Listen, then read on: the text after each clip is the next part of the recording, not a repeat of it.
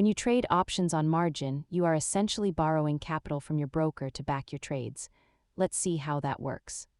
Margin is the collateral you maintain in your brokerage account to cover the potential losses or obligations of your option positions.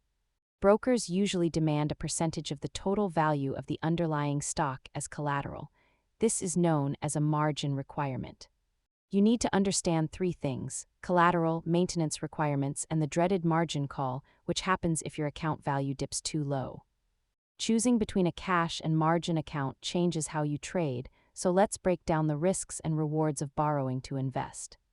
Using margin amplifies your buying power, but it also significantly increases the amount of risk you are exposed to in the market. Remember that margin is a tool that can amplify gains, but it can just as easily accelerate losses. Always proceed with extreme caution. Understanding margin is crucial for any serious investor. If you found this helpful, subscribe for more money basics. Thanks for watching.